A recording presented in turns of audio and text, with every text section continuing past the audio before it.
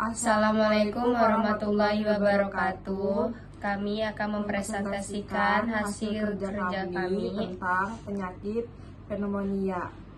Saya Sophia Lestari dan saya Anggi Anggriani. Pengertian pneumonia.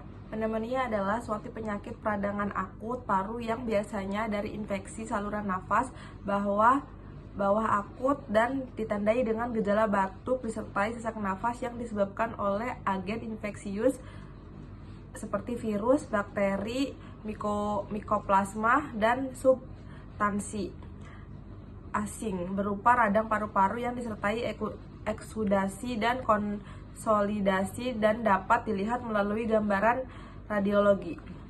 C. Etiologi. Etiologi pneumonia terdiri dari satu bakteri, yang kedua virus, yang ketiga ada jamur, yang keempat ada aspirasi, yang kelima ada faktor lainnya yang mempengaruhi timbulnya pneumonia ialah daya tahan tubuh yang menurun, misalnya akibat malnutrisi, energi protein, penyakit panuhan, trauma pada paru yang tidak sempurna. D. Patofisiologi. Pneumonia merupakan inflamasi paru yang ditandai dengan konsolidasi karena eksudat yang mengisi alveoli dan bronkiolus. Saat saluran nafas bagian bawah terinfeksi dengan respon inflamasi mulai terjadi disertai dengan obstruksi jalan nafas.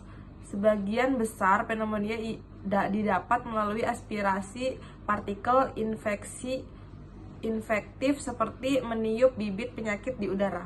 E. Manifestasi klinis. 1. Menggigil mendadak dan dengan cepat menjadi demam 38,5 derajat Celcius sampai 45 derajat Celcius. 2. Nyeri dada pleuritik yang semakin ketika bernapas dan batuk. 3. Pasien yang sakit parah mengalami takipnea 25-45 kali pernapasan per menit. Dan dispenia protopnea ketika disangga. 4. Nadi cepat dan memantul dapat meningkatkan 10 kali per menit per 1 derajat peningkatan suhu tubuh Celcius. 5. Bradikardi relatif untuk tingginya demam menunjukkan infeksi virus, infeksi mikroplasma, atau infeksi organisme Legionella. 6. Tanda lain: infeksi saluran napas atas, sakit kepala, demam derajat rendah, nyeri pleuritik, myalgia, ruang variatis seperti beberapa hari, sputum mukoid atau mukopurulen dikeluarkan. 7. Pneumonia. Pipi memerah dan bibir bantalan kuku menunjukkan cyanosis sentral. 8. Sputum purulen berwarna seperti katar bercampur darah kental atau hijau bergantung pada agen penyebab. 9. Nafsu makan buruk dan pasien mengalami hiaphoresis dan mudah lelah. Kasusnya, Nyonya R berumur 25 tahun dibawa ke rumah sakit dengan keluhan demam sudah 5 hari, nyeri dada, batuk produktif, sputum berwarna, mengatakan nyeri dada saat batuk, badan lemas dan teraba panas. Dari hasil pemeriksaan fisik, tekanan darah 130/90 mmHg, suhu 39 derajat Celcius, nadi 100 kali per menit, ERR 24 kali per menit. Dari hasil laboratorium didapatkan Hb 10 gram persen, leukosit 15.000 mili. Usianya infeksi mikroorganisme, lalu ke proses inflamasi di pulmo, terjadilah hipotermi. Terjadi pneumonia. Dari pneumonia lalu ke hipersekresi dan penumpukan eksudat, lalu ke pola napas tidak efektif, tekanan hidrostatik meningkat, terjadi batuk produktif, Lalu tekanan pada saat otot bernapas dan batuk, terjadilah nyeri akut. Analisa datanya, yang ke satu ada pasien mengatakan batuk produktif, DO-nya pasien tampak gelisah dan rewel, terdapat sputum hijau saat batuk, etiologinya hambatan upaya nafas, masalah bersihkan jalan nafas. Yang kedua, DS pasien demam sudah 2 hari, DO-nya wajah tampak pucat, suhu 39 Celcius. Proses etiologinya ada proses infeksi, masalah hipertermi. Yang ketiga ada DS, pasien mengatakan nyeri dada pada saat batuk, DO-nya tampak meringis, etiologinya proses inflamasi, masalahnya ada nyeri akut. Diagnosa 1. Jalan nafas tidak efektif berhubungan dengan hambatan upaya nafas ditandai dengan adanya sputum hijau saat batuk. Yang kedua, hipertermi berhubungan dengan proses infeksi ditandai dengan wajah tampak pucat.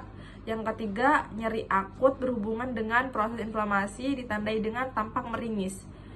Diagnosa keperawatannya ada 1. Pola nafas tidak efektif berhubungan dengan hambatan upaya nafas ditandai dengan adanya sputum hijau saat batuk. DS-nya pasien mengatakan sesak napas, DO-nya pasien tampak gelisah dan rewel. Luarannya setelah dilakukan intervensi keperawatan selama 3 kali 24 jam, maka pola nafas membaik dengan kriteria hasil 1. Frekuensi nafas membaik 5, 2. Kedalaman nafas membaik 5, yang ketiga eksklusi dada membaik 5. Intervensinya manajemen jalan nafas observasi 1. Monitor pola nafas, frekuensi kedalaman usaha nafas. Yang kedua monitor sputum, jumlah warna aroma dan tara petik. 1. Pertahankan kepatenan jalan nafas. Yang kedua posisikan semi Fowler atau Fowler. Yang ketiga lakukan penghisapan lendir kurang lebih 15 detik.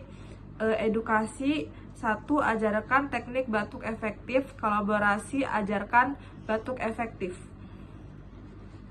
Yang kedua, hipertermi berhubungan dengan proses infeksi ditandai dengan wajah tampak pucat. DS-nya pasien demam sudah 2 hari, DO-nya wajah tampak pucat. Luarannya setelah dilakukan intervensi keperawatan selama 3 kali 24 jam, maka termoregulasi membaik dengan kriteria hasil 1. Suhu tubuh membaik 5, yang kedua suhu kulit membaik 5. Intervensinya manajemen hipertermi 1. Monitor suhu tubuh, yang kedua monitor luaran urin. Tara petik 1. Sediakan lingkungan yang dingin, yang kedua berikan cairan oral, yang ketiga berikan oksigen bila perlu. Yang perlu edukasi 1. Anjurkan tirah baring. Yang kedua kolaborasi pemberian cairan dan elektrolit intravena jika perlu. Yang nyeri akut berhubungan dengan proses inflamasi ditandai dengan tampak meringis. DS-nya pasien mengatakan nyeri dada pada saat batuk, DO-nya ada tampak meringis. Luarannya setelah dilakukan intervensi keperawatan selama 3 kali 24 jam, maka termoregulasi menurun dengan kriteria hasil 1. Keluhan nyeri menurun 5, yang kedua meringis menurun 5. Manajemen nyeri observasi 1. Identifikasi skala nyeri, yang kedua identifikasi faktor yang memperberat dan ringan nyeri. Tara petik 1. Fasilitas istirahat dan tidur. Yang kedua edukasi 1. Jelaskan penyebab, periode dan pemicu nyeri. Yang kedua jelaskan strategi meredamkan nyeri. Itu saja yang bisa kami sampaikan. Kurang dan lebihnya mohon maaf. Wassalamualaikum warahmatullahi wabarakatuh.